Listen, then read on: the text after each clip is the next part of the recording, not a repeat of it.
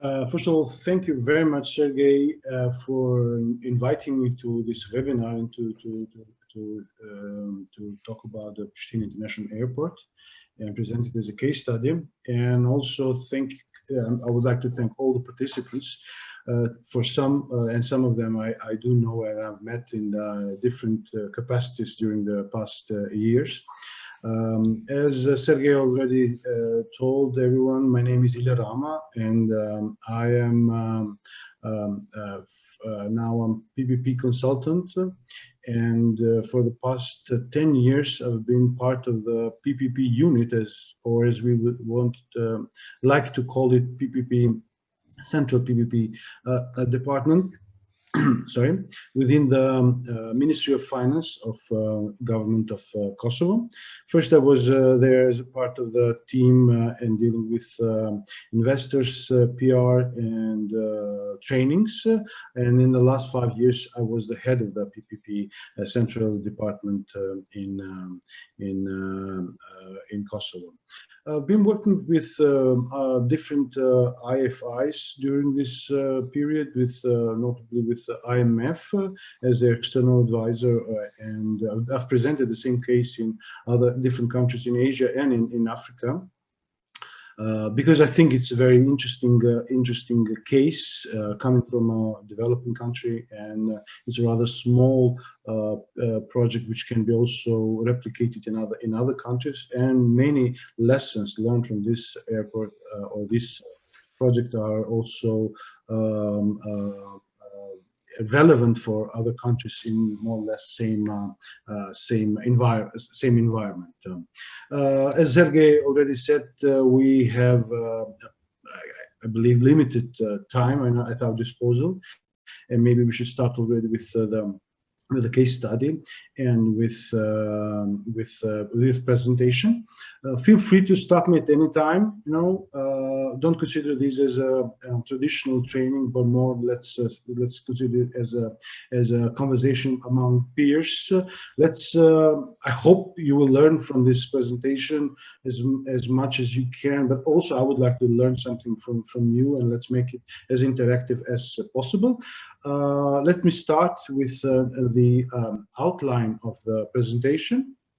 In order to understand better the case study at Pristina International Airport, we will start with PPP framework in Kosovo, just to know the context of the country that we are dealing with. Afterwards, we will continue with case study and with what actually happened. And in the end, with lessons learned and some recommendations, but also I would like also to hear from you. What do you think that, or what you have learned during this process? So let me start with PPP framework in Kosovo. This project, or this case, is very important for our framework because it was the first project in Kosovo, PPP project, and helped us to establish the framework in general and legal and institutional framework in order to be able to also implement other projects. So it started, first of all, with PPP policy directive. Now we come I think all the participants come from Eastern Europe and or Asia, and we went through more or less same. We have more or less same past. We've been part of systems which were communist and socialist, so we do understand the importance of acknowledging the private sector and its importance in implementation of PPP or public sector infrastructure and services.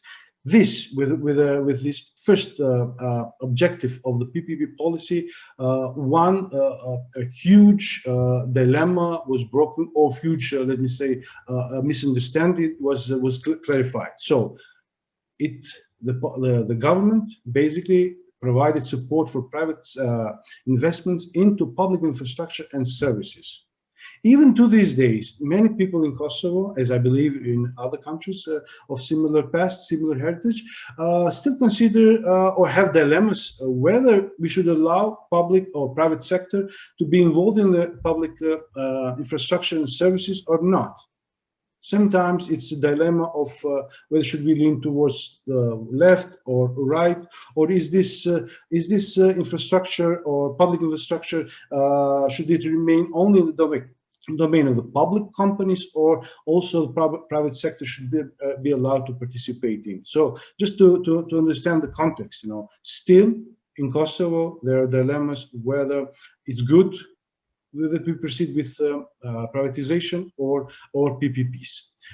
Second objective was to attain better value for money. So no PPP just for the sake of having a PPP. So we have value for money as one of the main principles, even during this the evaluation of the project. So we have a model by which we assess the project, whether it passed the value for money principle or not. Third is to follow international best practices in implementing PPPs. So in our case, now maybe I would like also to hear from the other participants. In our case, it was European Investment Bank was the reference point or reference agency or institution to which we adhered and followed the principles. Now I don't know if you had the chance to see it, but they have a very good guide there. And since we are in the process of European integration, we followed those rules and this guidance, which is also in line with APMG and CP3P guide and the manual. The last one, but not less important, is to ensure fairness, transparency, and competition. So in this case, now, the government basically decided that PPPs should have to be awarded by a tender, by a bid, by a competition. In later stages, we saw that this effectively stopped us from having a possibility to have these unsolicited bids. And we will see when we discuss the legal framework, how did this reflect later on in drafting or designing the law in Kosovo. And the second the document I would like to mention here was the development strategy, which was only for these 2 years, 2014, 2016, but it helped us to link the processes, PPP processes, to government policy and expenditure planning mechanisms. What does it mean? It means that we had to take care of contingent liabilities. Until lately, this contingent liability as a concept was really unknown for us, or we would, or rather, we didn't pay too much attention to it, And sometimes PPPs were seen as free money or easy way to implement projects which otherwise would not have been implemented. So this is what opened our eyes, and we had to establish this link. Second is capacities to support PPP construction development. This was helped. We were helped here by USAID project, which helped us to help other authorities or contracting authorities in Kosovo to develop feasibility studies in order to implement PPP projects. The third one was pipeline of upcoming and potential PPP transactions. I think every country has its pipeline, but most of the countries are not don't consider this as a very a tool or a definitive or exhaustive list of the project which they would like to implement in the future. I've seen pipelines in, let's say, in 2008, and then in 2010 you would not recognize the same pipeline from the same country. So it's a very it's a list of the project which changes rather quickly.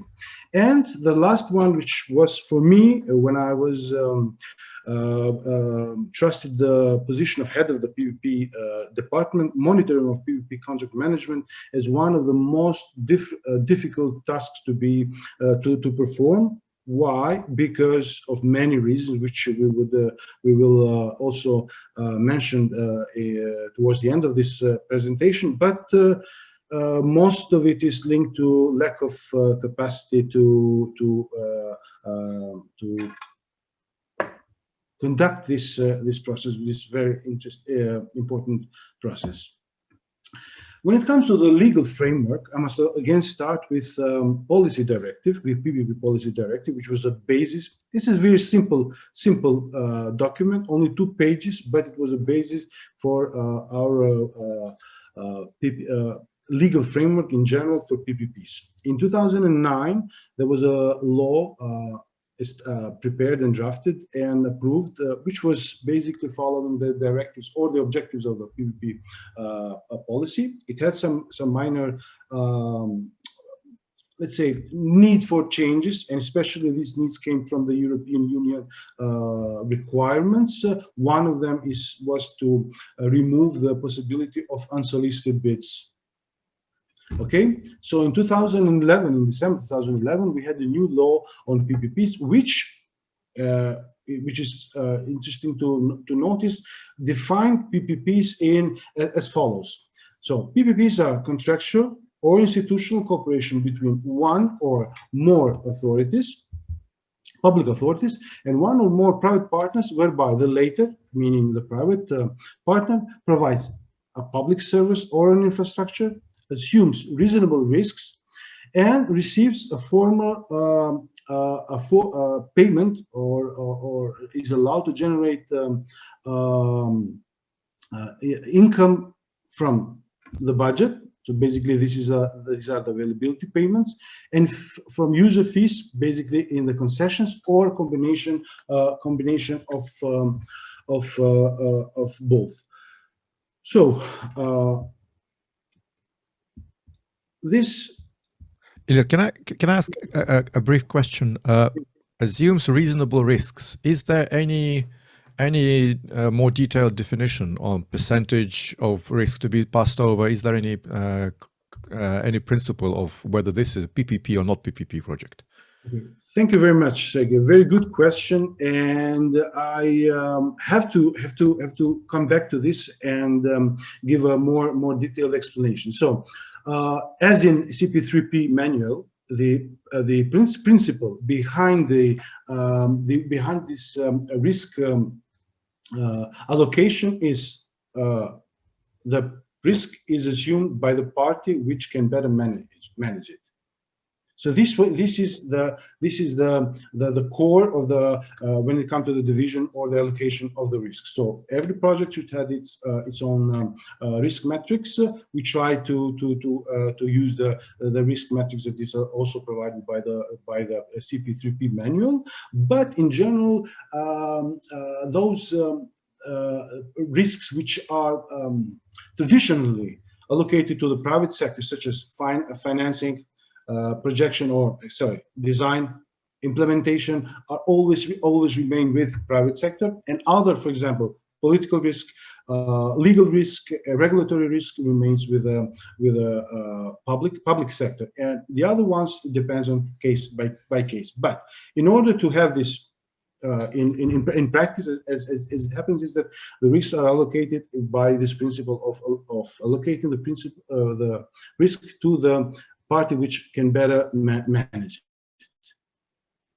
Did it answer the question? Okay. Anyone? Do you have any questions or something to ask? Because in these cases, when I see the auditorium very silent, it's either I'm very good at this or I'm boring. Tell me which one is it? You're pretty good at this. Just we are more interested in the case study, not in the regulation, I think. Exactly. Just this is just for to know the context of the country that we are actually where this case is basically happening. Okay, shall we continue then? When it comes to institutional framework, now I know, and that was a very good point by one of the participants, that the case is more important than this introduction, let me say. But there were attempts before these laws and legal framework established to have PPP laws, but what they lacked is they didn't have institutional framework. So how can you implement a law without knowing who will be the responsible entity or institution when it comes to implementation and dealing with details of this law? So with this law, the new law, we had basically two main institutions dealing with PPPs. First is the PPP committee, or PPP Interministerial Committee, as it was known in the beginning. It's composed of 5 permanent members, chaired by the Minister of Finance, who has veto power. So in order to approve a project, there should be an affirmative vote from the Minister of Finance. Then what we've done is also introduce a temporary member, and which would be the highest representative of the implementing institution. Meaning, if it's a project sponsored by ministry, then the minister of that ministry would be present in the capacity of a member. Or if we have a, let's say, municipality project, then the mayor of the municipality will be temporary member of this PPP committee, also with veto power. Okay. Responsibilities of this committee include review, approval of projects, PPP policy, review of the performance, compliance of and project execution, review and approval of proposed amendments, which is lately, with having in mind the COVID-19 pandemic impact, very important. And since we will have many requests for modifications of agreements. While the Central PPP Department, which I was part of for 10 years, first of all, it was based within the Ministry of Finance.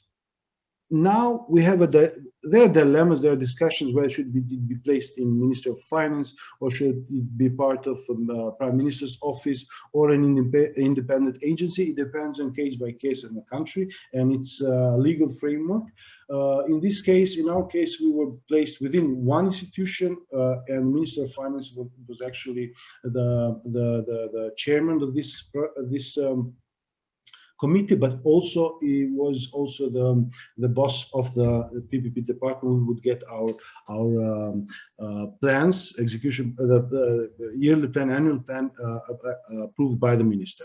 We served, or PPP Central Department served as the technical secretariat to the PPP committee. We provided technical assistance, information, and trainings for public authorities. Also, we developed, or the PPP Central Department developed procedures and standards based on best international practice. So let's maybe have a little bit of change of roles and start discussion maybe for 1 or 2 really interesting topics, but also any other topics that you find interesting. Is there anyone from you which could share with us or have an opinion about the first one? How could the veto power of the Ministry of Finance influence the development of the framework and decision-making of PPP projects? Do you have any similar situation in your countries, or do you have an opinion about this? Maybe if Nico is there and if he can hear me, I think he is part of the Ministry of Finance there. Maybe he could share his opinion about this. We have a little bit other procedure in Ukraine. Yes, please. Do you hear me? Yeah, I can hear him, please. We have a little bit other procedure in Ukraine, but still Ministry of Finance has some kind of veto power during the approval process of the project appraisal process. Yeah. So during the, we call it efficiency analysis, Ministry of Economic received the report on this efficiency analysis together with the feasibility study from the line ministry. And then send it to relevant ministries and Ministry of Finance. The Ministry of Finance should approve this project in regards to the fiscal space, fiscal risk and fiscal space. So in the case if Ministry of Finance said that the project wouldn't be able to be implemented due to unavailability to the fiscal reasons, the project shouldn't be implemented, let's just say. It still happened. It still wasn't be able to happen because we just recently have finalized the amendments to the budget code that allow to take long-term obligations, and so before that, we don't have projects that will like lay as direct liabilities to the budget. Only now we were planning to have the projects that are based on the availability payment and will have direct liabilities.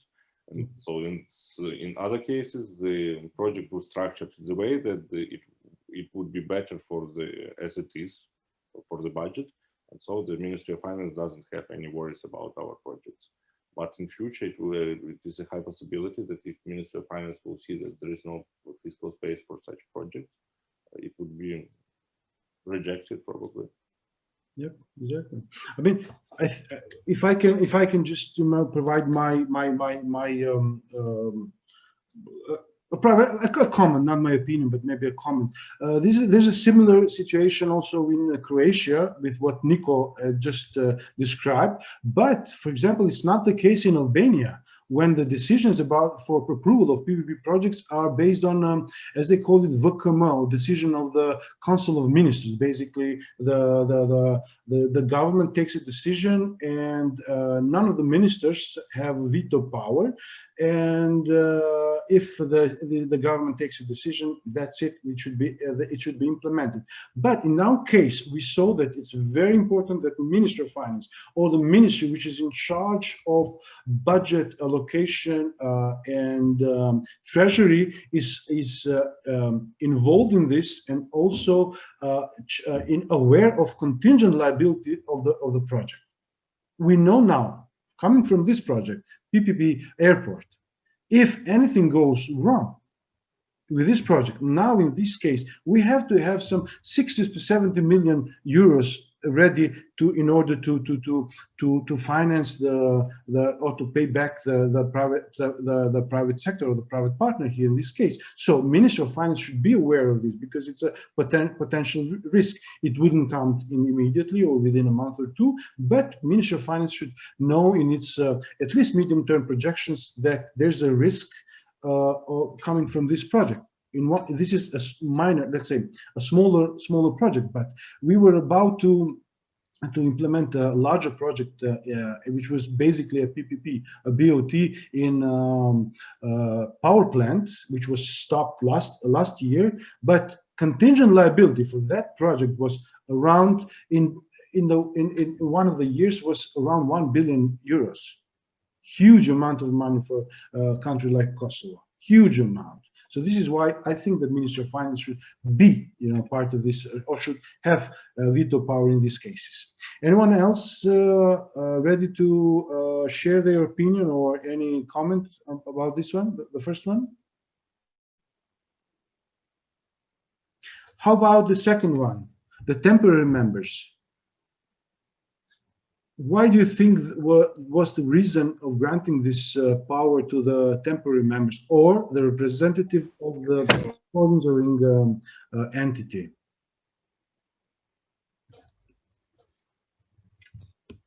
I will start with our case. Why did it happen?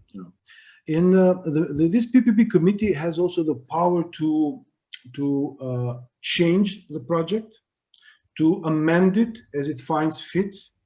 But what if these changes, if they happen during this process of approval, are not in line with what basically the sponsoring authority had in mind? They have the power to stop it, say, no, if you want to make these changes, we don't want this project to be approved, and we will withdraw our project. This was the reason behind the introduction of veto power for the sponsoring authority. And I think and it happened at least twice in our case, that mayors of certain municipality stopped and used the veto power when there was a request from the PPP committee to change the project in a way that was not in line with strategy of this municipality. Okay, we can maybe continue with other parts of the presentation. This is one of my favorite slides, to be honest. We can talk about it for hours, and it basically explains the whole process of the decision in PPPs in Kosovo. It shows who are the involved parties here. So private sector, public authority, or sponsoring or the grantor, PPP department, and PPP committee. And then the phases. So the first phase is pre-feasibility study and the pipeline, preparation of the pipeline of the institution. Then the second one is the preparation of a feasibility study, including the draft documents of the project. The third one is tendering process, or the implementing of PPP tender, and the fourth one is basically the implementation of the project and contract management. As you can see, the heaviest duty, or the most highest number of the responsibility remains with public authority. Then, at least in the first two phases, but in the third and the fourth phase, you can see that also the public sector, or the private companies also involved. You see, with the submission of the qualifications and with the negotiation, and then basically delivering the project. This is basically what happens for every project in Kosovo when it comes to PPP initiation of the project, from the inception until the end, or until the delivery of the services and the contract. And I have a very specific question for this graph. Let's say, why do you think this part here is blank, and should it be blank? Or should the private sector be involved in this very first phase? Do you think it would add to the quality of the project? Will it help the project be structured better or not? It will help as a part, at least as a market sounding part, because we need we need to understand if the project will be needed for some private investors. Without involving private party, it wouldn't be possible. Are there any risks associated with this, with allowing the private sector to participate in this very first phase? There is also risks when you allow the private sector to participate in any phase. For example, the private sector can persuade you to do not the most effective solution for your infrastructure, for example. Exactly. This was also the rationale of having this field, or this upper left cell blank, because we were afraid that there might be, influences, forms of influence, or ways to influence the public sector by the private sector to implement projects which are not of a public interest. But if we are very careful with this, if we have in place transparent procedures, if we are open to any suggestions from the private sector, and if we ask them directly, but in a transparent way, I think this could be a very good way of acquiring information from the private sector in order to tell us what is the project really good or not. No, I was until recently, until a couple of months ago, a public employee, or a public sector official, and I always used to say to my colleagues, we are very good at preparing projects and putting them on paper, but when it comes to implementation, we have to put ourselves in the shoes of the banks, of the other lenders, of the private sector, of the constructors, of the users, in order to understand whether this project was good or not. We have dozens of projects which were really good on paper, but now they're all in the drawers and are not being implemented. Okay, so let's continue with with presentation, and let's study with basically the case study of this Pristina International Airport. First of all, why was this project chosen? Why did we start with this project? There was a need for expansion and modernization of the airport, which was already in place. There was only one international airport in Kosovo, and this is Pristina International Airport. The airport was rather not in the position to deliver the services which were required by this very competitive internationally based service. So you can, I mean, nobody flies within Kosovo from one airport to the other one because there's no other airport. Even the regional airport, for example, the closest is Skopje, which is only 40 kilometers from Pristina. So all the flights are from Europe or US or other more distant countries. So there was a need for to expand this the airport. We have huge diaspora in Europe and in the United States. So we needed to have a better and modern airport. Again, we had a management which was rather, I have to choose words very carefully because most of them are my friends, you know, but still they lack this international exposure and international high management skills. So there was a need to manage airport more efficiently and effectively and in accordance with strict international regulation and safety standards. Then we needed, or there was a requirement to meet the full economic and operational potential. You will see in the following slides that there was this number of just below 1 million passengers per year, which remained at the same level for many years, because there was no possibility to expand or to meet the demands from these aviation companies. The studies show that Kosovo's market is around from 3 to 4 million passengers per year, and the airport was serving only up to 1 million per year. So the rest was coming either from through these regional airports, or they just used other ways of transportation. So this is also linked with the last one, the requirement to ensure competitiveness with other airports in the region.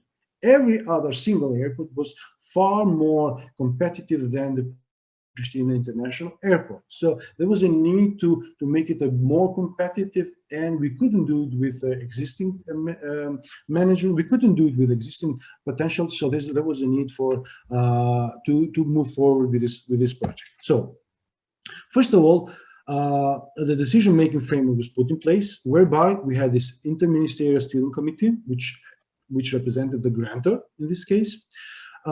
We had the external advisors, and to be honest, in this phase, external advisors were crucial to having the project to implement the project. So we had external advisors which were provided by the USAID in Kosovo through different projects of capacity building. This capacity building was aiming to create this project implementation unit or PPP unit, which was served as a cell to establishing the PPP central department later on. Then you will see also in the following slide, we hired transaction advisors which helped the PPP unit and also the PPP committee to make better decisions. Unit had in the beginning a legal advisor, financial advisor, technical and PR advisor. I was part of this PR advisor here cell later on when I joined the team. And also there was procurement office of the contracting authority. In this case, it was the procurement office of the Ministry of Finance. So the government, which was basically the grantor of the project, established a clear support for the implementation of this project, and first of all by having in place institutional framework, which in this case was Interministerial Project Steering Committee. Then the grantor required an analysis of opportunities for the private sector participation in PPP project.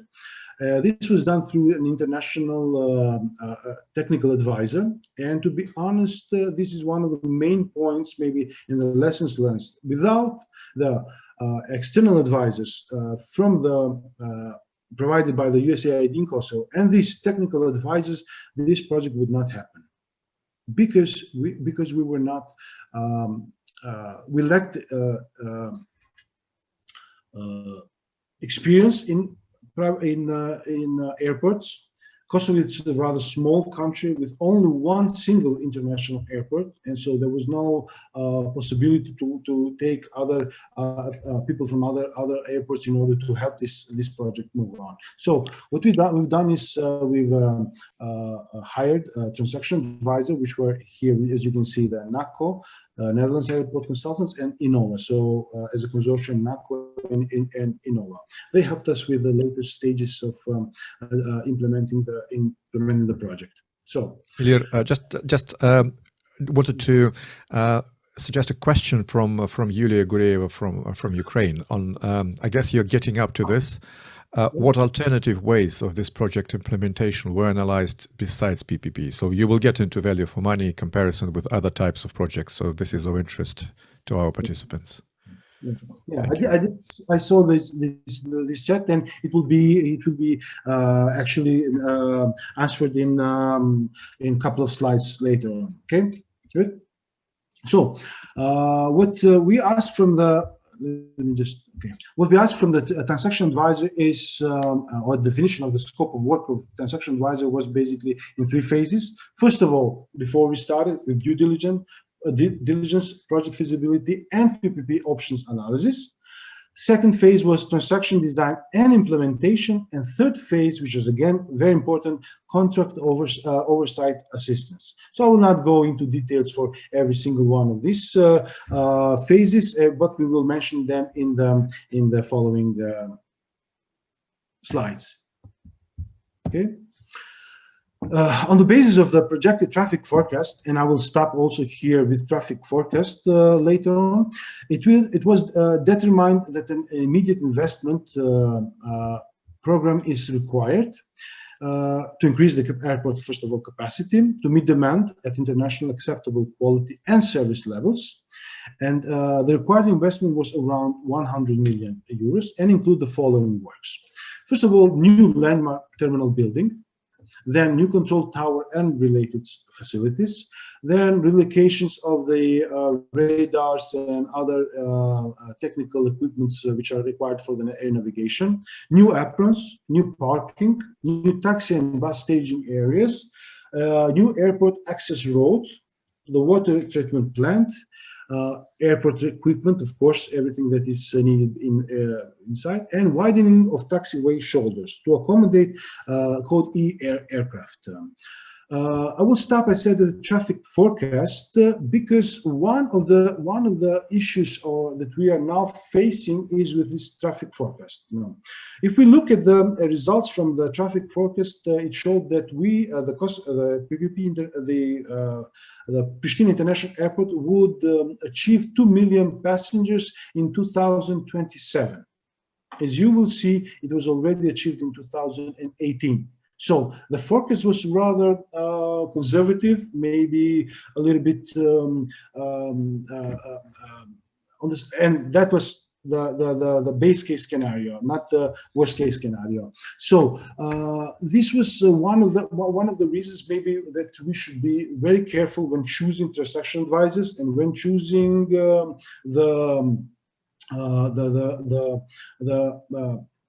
model of the contract based on these forecasts. So even this landmark terminal building, which was set to be around 25,000 square meters, we find out that it was not enough because the private partner which won the contract, which was awarded the contract, said that they will build or construct square meters. And this was put here as a minimum. Okay. So to go back directly to the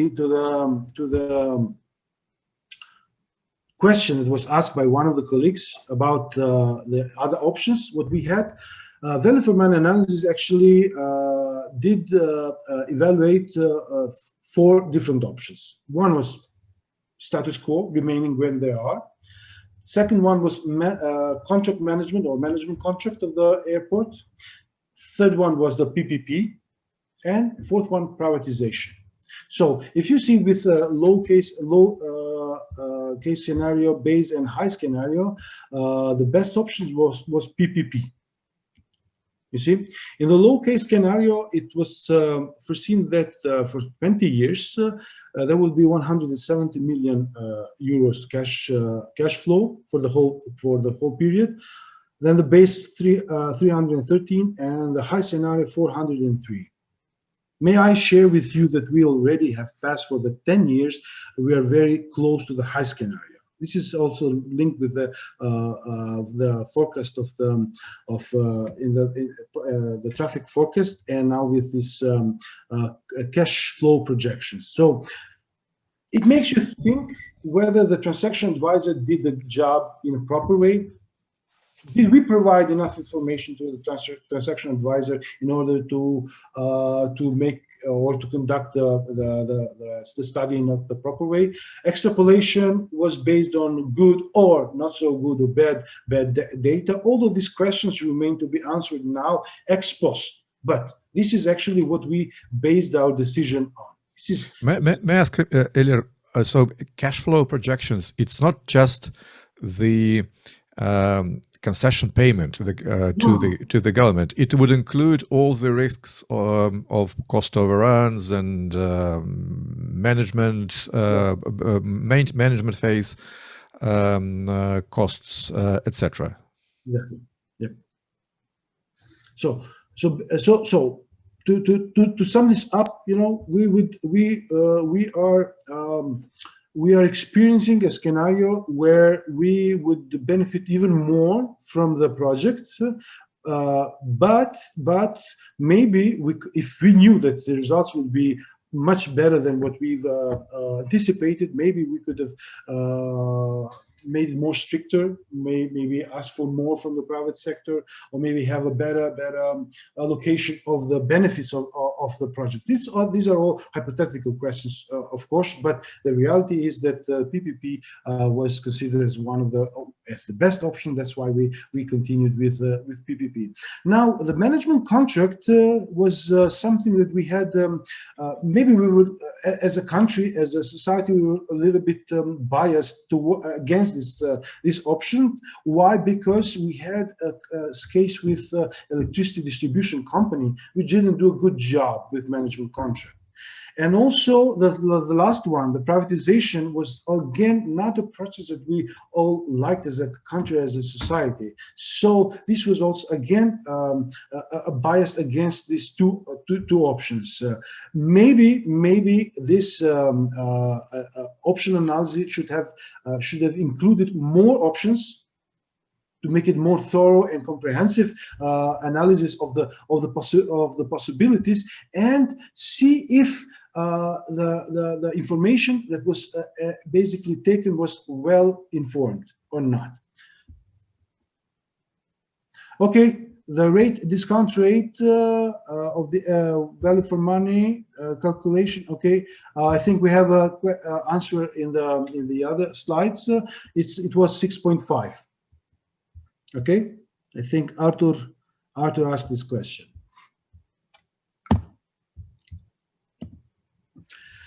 So to continue with value for money analysis, there were also additional value coming from this option, additional commercial values due to experienced management and expanded facilities, improved economy of scale and operating efficiencies, timely delivery of new infrastructure. I think out of these three, the timely delivery of new infrastructure is one of the most important. It happens in most of the